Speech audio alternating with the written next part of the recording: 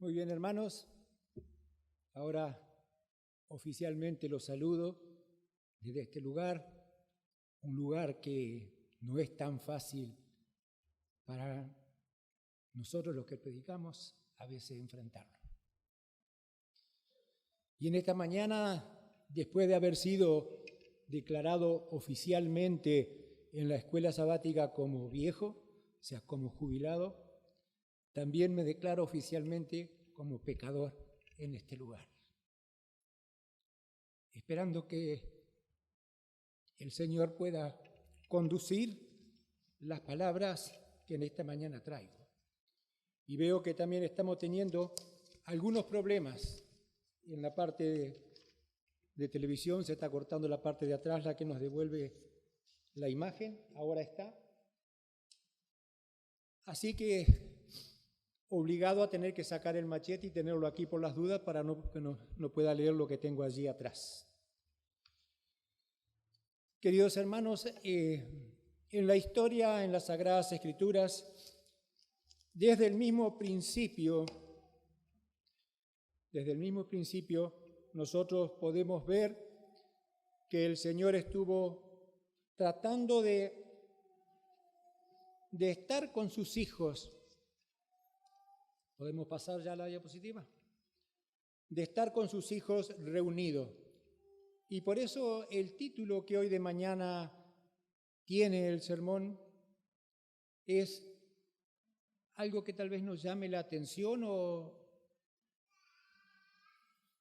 diga qué querrá decirnos con solo este título. ¿El templo o tu templo?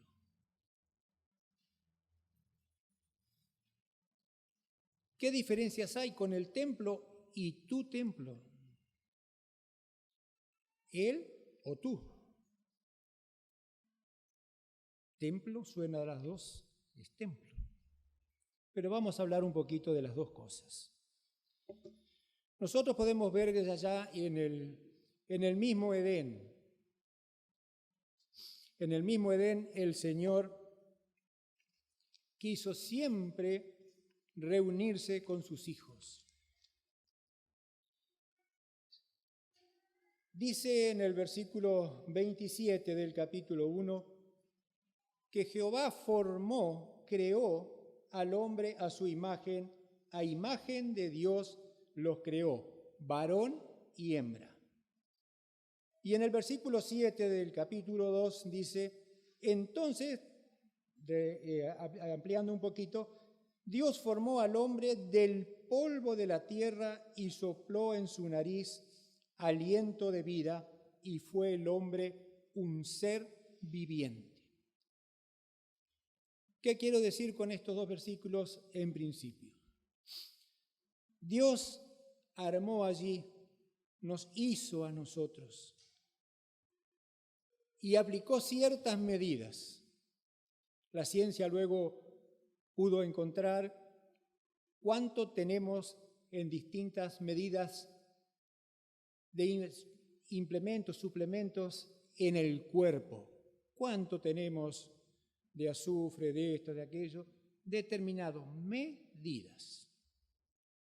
Y si nosotros recorremos un poco más las Escrituras, un poco más adelante, ahí nomás, cerquita, también hay otro lugar donde habla de medidas.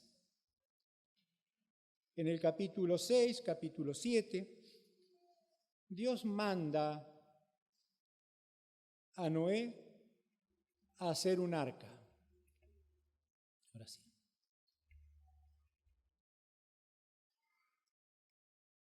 No está recibiendo. Manda a hacer un arca. Y el Señor le entrega a él allí las medidas que él tenía que hacer. Él había decidido destruir la tierra, pero había una persona que era santa y decidió pedirle que tomara distintas medidas y que hiciera aquel templo, podemos decir. en el cual el hombre podría salvarse. Estuve escuchando el otro día en un informativo donde hablan distintos periodistas. Él no creía en Dios, no creía tampoco que el arca pudiese haber salvado al hombre, por lo cual estamos nosotros aquí. No podía dar crédito a lo que dice que hubiese llovido tanto, o sea, no creía en la Biblia, tanta lluvia, y que en ese barquito se hubiese salvado las personas que se salvaron, que eran 8 en aquel momento, más los animales. Es imposible. Dice, no puede ser. Pero podemos estar seguros que allí hay dos cosas que son muy importantes. Primero, Dios estuvo con Noé, Dios estuvo acompañando el arca, pero hay otra cosa más. Segundo, que Dios le dio a Noé específicamente medidas. Noé hizo el arca de acuerdo a una medida específica que el Señor le había dado. Y juntando el poder de Dios y las medidas que el Señor le había dado para hacer aquel arca, ese arca resistió, y a eso podemos agradecer nosotros, a ese primer templo hecho con las manos humanas, por las medidas de Dios, dirigido por el Espíritu Santo, sin duda, nosotros estar hoy aquí. Pero el tiempo siguió avanzando y después hubo un santuario terrenal. Y nosotros podemos ver allí, en Éxodo 27, tenemos todo como fue hecho aquel santuario. Un templo en el desierto. ¿Qué hubo allí? Otra vez hubo distintos factores, pero fíjense ustedes las medidas que Dios le dio, que tenía que ser marcado y hecho de acuerdo a cómo Él lo había hecho para que eso fuera realmente lo que representara el poder de Dios y que Dios viniera a habitar con su pueblo en aquel santuario. El lugar de reunión tiene mucho valor cuando nosotros venimos cumpliendo ciertas medidas en todos los sentidos de la vida y venimos a adorar a quien viene a su lugar de adoración, que es el templo, para que nosotros compartamos con él. Después está el templo que hizo Salomón. Ese fue un templo que realmente llevó mucho que hacer y muchos empleados. Había más o menos allí unos 3.300 encargados para hacer aquel templo que Salomón estaba para levantar. 3.300 encargados. 550 oficiales que trabajaban en aquel templo con las medidas que el Señor había marcado. 250 de esos oficiales eran israelitas, unos 4.000 hombres para la dirección y trabajadores en común para aquel templo, porque había mucho que hacer en aquel tiempo, no había máquinas, había que buscar madera, había que buscar las piedras, eran unos 150.000 trabajadores para trabajar en aquel templo en el que el Señor le había dado a Salomón para hacer la responsabilidad de completar aquel templo. Pero hay otro templo más, en el cual queremos también ver en esta mañana y vamos a ver un poquito más profundamente, en el que se habla en Ezequiel capítulo 40 y capítulo 41. Este es un templo que sin duda también nos da mucho que decir a nosotros, que podemos encontrar allí. Yo me voy a explayar un poquito en el capítulo 41. En el 40 está toda la visión del templo que el Señor le mostró, lo llevó a Ezequiel para mostrarle aquel templo, y él volvió para trabajar en aquel templo. El Señor le dio medidas específicas para hacer aquel templo, el templo en el cual iban a adorar a Dios. Podemos relatarlo un poquito tal vez de esta manera.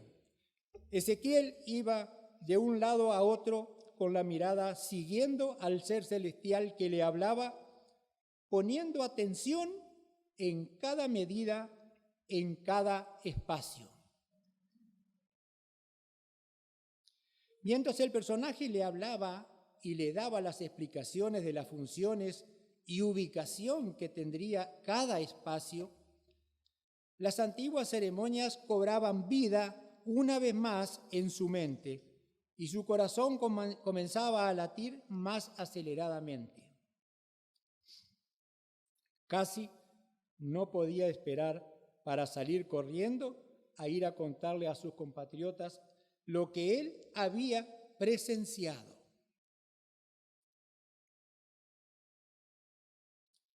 Entre esos espacios, ¿qué pasa? Entre esos espacios que le eran presentados había dos que se destacaban: el lugar santo y el lugar santísimo. El lugar santo se caracterizaba por aquellos delicados muebles cargados de símbolos. Allí estaba la mesa con los panes de la propiciación, el candelabro y el altar del incienso. Allí los sacerdotes por turnos desempeñaban sus deberes con alegría y reverencia.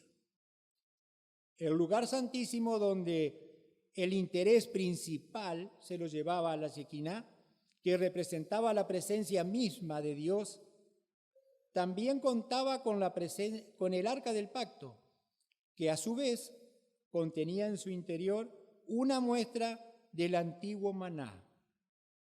Aquel antiguo maná que el pueblo había recibido por décadas, por mucho tiempo en el desierto, y que el cual le brindaba de manera muy sencilla todo lo necesario para la alimentación durante casi 40 años. El Señor le estaba dando también allí a nuestros antiguos hermanos la medida justa de alimentación para que pudieran subsistir y vivir sin problemas. También se encontraba allí la vara de Aarón que reverdeció como recordativo de que el sacerdocio era únicamente podía ser llevado a cabo por aquellos a quienes Dios había escogido y no por cualquiera. Y podemos nosotros también allí mismo ver que hubo algunos que no quisieron hacer lo que correspondía, lo que tenía que ser, como Coré, Datán y Abiram, y así les fue. Hermanos, el Señor siempre nos da las cosas de tal manera que nosotros podamos hacerlas de la mejor manera posible y con su dirección salgan las cosas bien.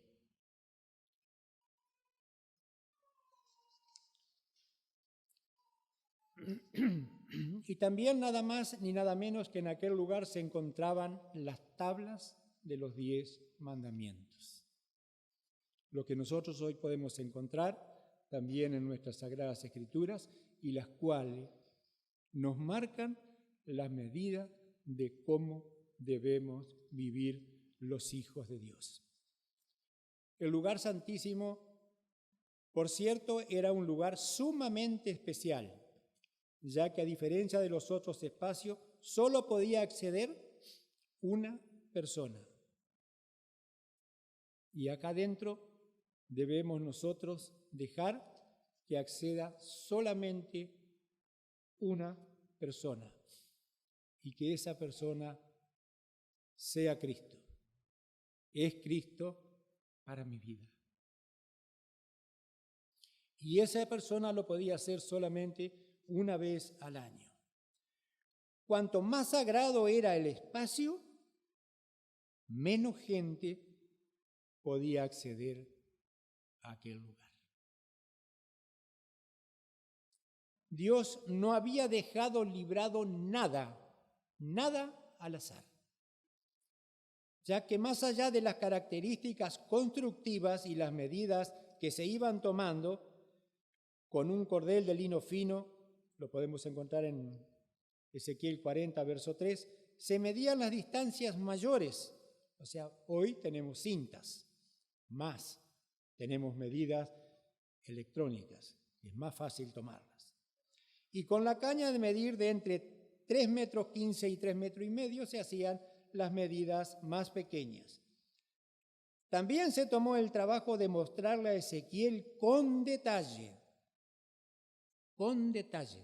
le mostró a Ezequiel la decoración con palmeras y unos querubines bastante particulares de 2 caras. Es verdad, los planos realmente no son para cualquiera. Y allí estaban siendo dirigidos los planos por uno que no sabe equivocarse y que no erra en las medidas. Los planos son para entendidos, y Ezequiel era un entendido. Nosotros hoy tenemos, y la Biblia misma lo dice, distintos dones para poder trabajar en la iglesia. Y así también los podemos usar. No necesitamos ser arquitectos para poder, todos ser arquitectos para poder edificar el templo. Yo en casa tengo los planos de este templo, pero yo veo rayas y números. Yo no sé leer un plano. Pero hay personas en esta iglesia que lo saben leer. Y por ello es que hicimos lo que hicimos hasta aquí, siguiendo medidas que en este caso la hizo un hombre a las medidas. Pero yo no dudo de que Dios ha estado inspirando para que este templo saliera de este lugar. Nos llevó mucho tiempo hacer el templo, levantar el templo, comprar las cosas, elegir la mercadería, todo lo que debíamos usar. Pero el templo se está levantando. Dios sigue queriendo habitar entre nosotros. Por eso levantamos este templo. Y de paso no se dijeron algunas cosas todavía, pero hemos estado trabajando esta semana, ustedes lo han visto a la entrada, hemos puesto un televisor para pasar los avisos, a los que llegan con tiempo pueden ir viendo lo que está sucediendo, lo que hay en la iglesia. Aquí atrás tenemos uno que nos devuelve la vista a lo que estamos predicando o cantando acá adelante. Estamos armando la iglesia. Esta semana vamos a venir los ancianos y alguno más a ver cómo podemos arreglar el aire acondicionado que tanto le molesta a los que están atrás, a los más viejitos, a los que tienen más años, que les da tanto frío en la espalda y tienen razón, pero no tenemos la solución todavía. Así que vamos a ver esta semana cómo podemos arreglar para que ustedes se sientan cómodos, que vengan a adorar a Dios y no estén demasiado abrigados o molestos porque el templo no es acorde a lo que necesitan. Estamos pidiéndoles a Dios la dirección. Yo esta semana, 2 semanas atrás, estuve en otro templo en Misiones y ellos tienen también los mismos aire acondicionado. Y hay uno que me llamó la atención y eso vamos a aplicar esta semana. Le sacaron la tapa para que el aire se desparrame mejor y no hacia abajo para que a ustedes les moleste o a nosotros nos moleste. Estamos pensando en poner ventiladores para que ayude a traer el aire hasta aquí. Y yo quiero decirles, hermanos, que muchas veces nosotros nos quejamos por el aire acondicionado porque es demasiado frío y tienen razón. Pero saben que estos aire acondicionados, todos los aire acondicionados, tiran todo el frío posible hasta que el lugar se pone en condiciones a la temperatura que lo hemos graduado. Y mientras no llegue, el aire helado va a seguir pegando en nuestra espalda. Así que nosotros estamos buscando la manera de solucionar ese problema para que podamos adorar a Dios con más tranquilidad y venir e irnos con gozo y no tal vez con un tirón en la espalda por el frío que nos causó el aire acondicionado. Dios es un Dios de buen gusto y también quiere que sus hijos seamos de buen gusto. Y estamos tratando de hacerlo, hermanos. Queremos mejorar todo para que podamos adorar a Dios con gusto en la iglesia. Que cada lugar que hemos preparado sea lo mejor posible y pueda ser digno de adoración.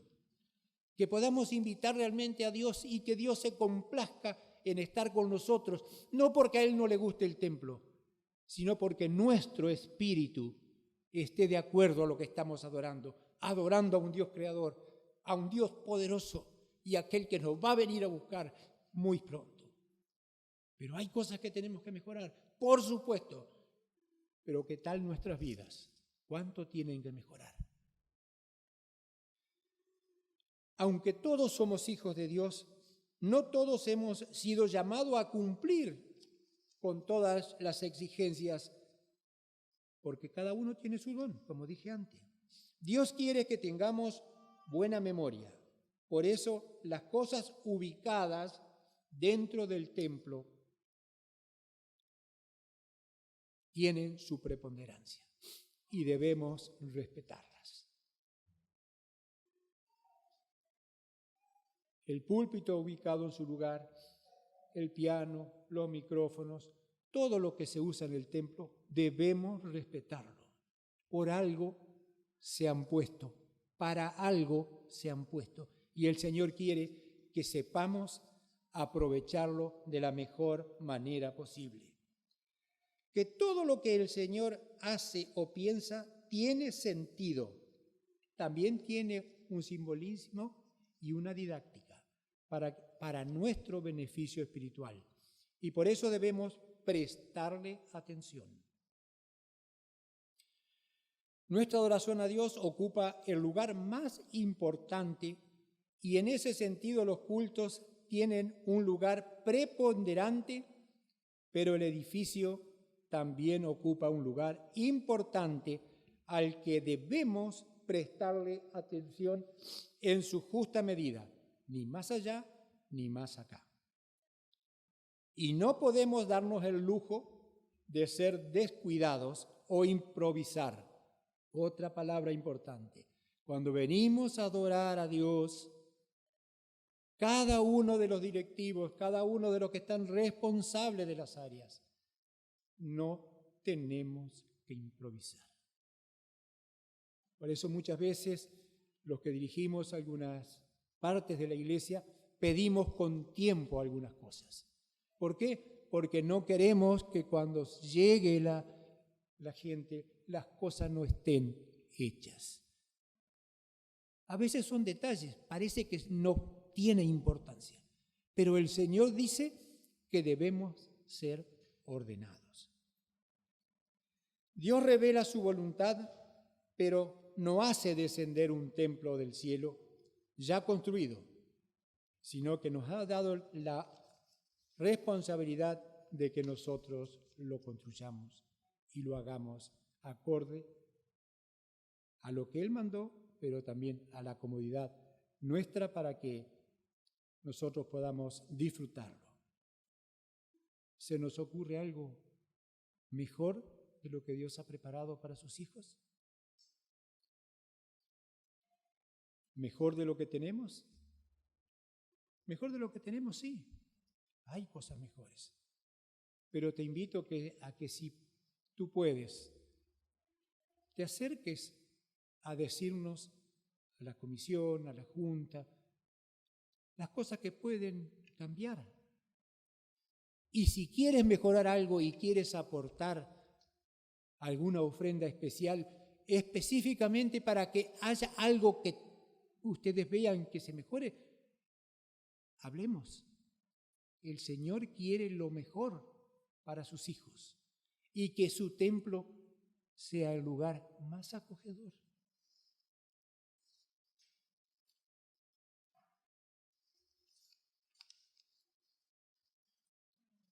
Pero hay un templo al que yo quiero en esta hora también que nosotros podamos aprovechar, que podamos ver, y es el templo que el Señor nos ha indicado y que dice que lo dice en estas palabras, y está en 1 Corintios capítulo 6, versículo 19. ¿O ignoráis que vuestro cuerpo es templo del Espíritu Santo, el cual está en vosotros, el cual tenéis de Dios y que no sois vuestros?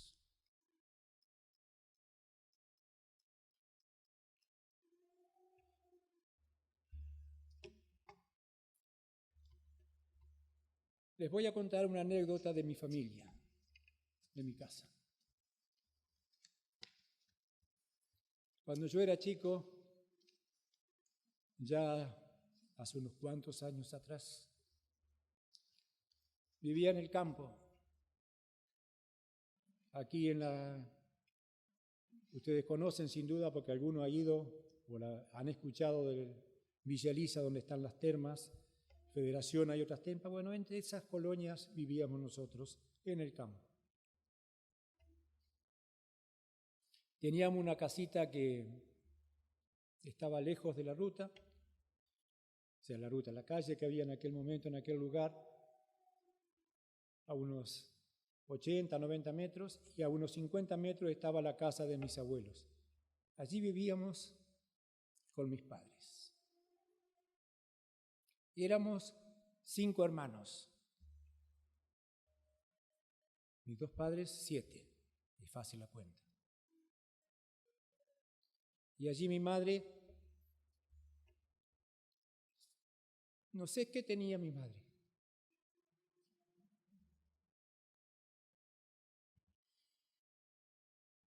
Ella descansa hoy.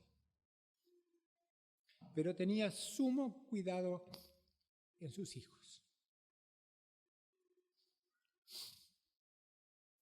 Mi madre lavaba la ropa en un fuentón como esto. Uno le dicen palangana, otro le dicen fuentón. En aquellos tiempos en mi casa le llamaban latón, porque era de una lata, una chapa galvanizada, era un latón. Ahí lavaba la ropa mi madre. Ella fregaba la ropa con una tabla, bien fregada.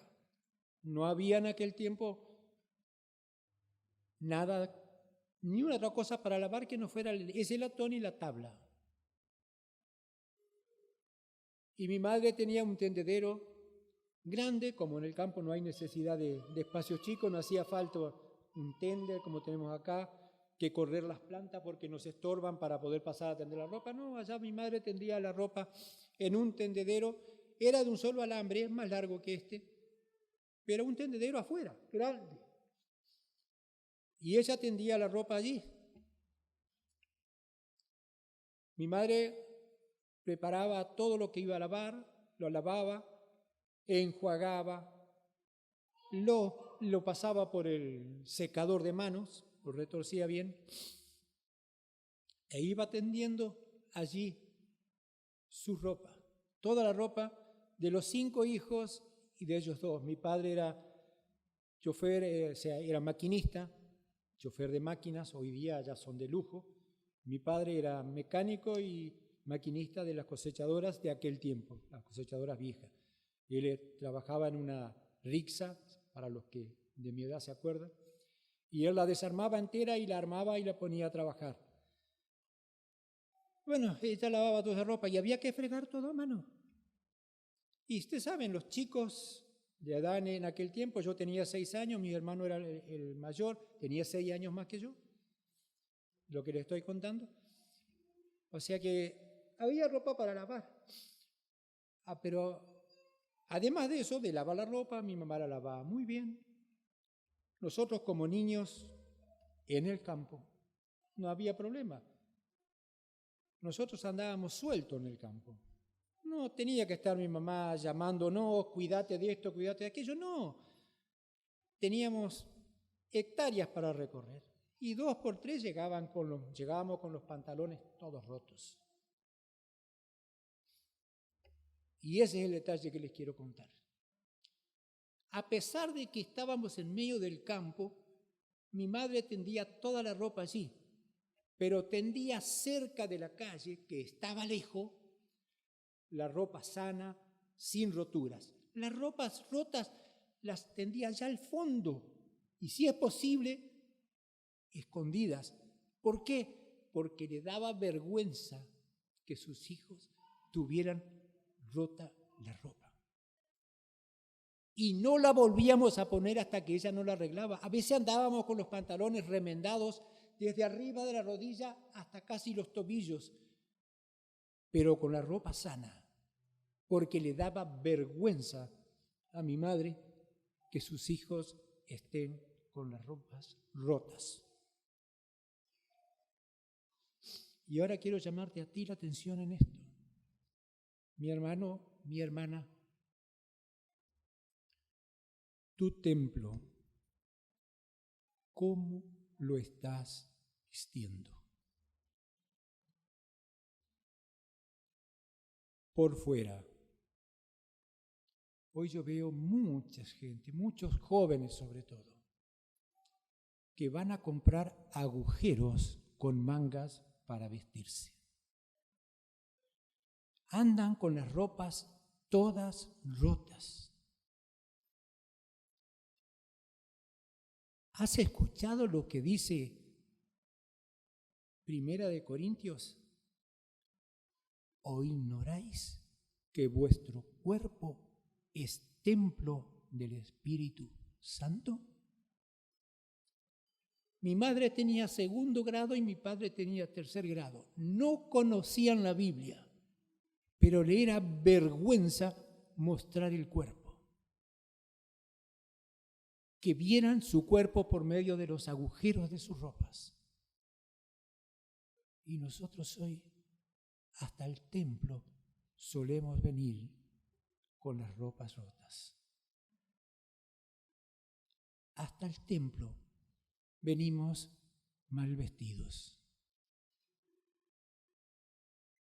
El Señor quiere orden. El Señor no es un Señor que le gusta cualquier cosa, no. El Señor dejó medidas. Y las medidas están en los 10 mandamientos, están en la Biblia. Y Apocalipsis 14:12 dice, aquí está la paciencia de los santos, los que guardan los mandamientos de Dios y tienen la fe de Jesús. ¿Qué implica esto? Que tenemos que cambiar nuestra vida. En el arca de Noé se predicó durante 120 años y solo 8 personas se salvaron. Como Iglesia Adventista estamos predicando desde 1844, creemos que con fuerza. Nos hemos puesto a pensar ¿cuántos de nosotros vamos a ser salvos?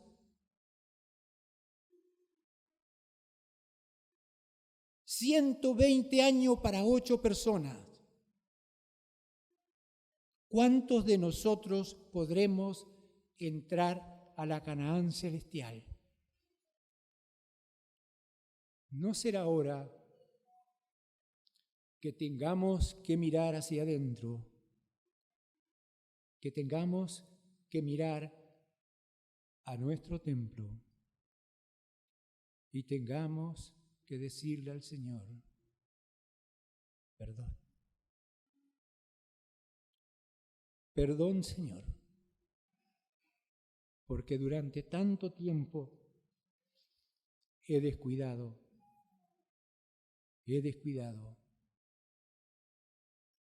el cuerpo, tu templo. El Señor va a venir muy pronto. El Señor viene a buscarte. Necesitas, tal vez hoy,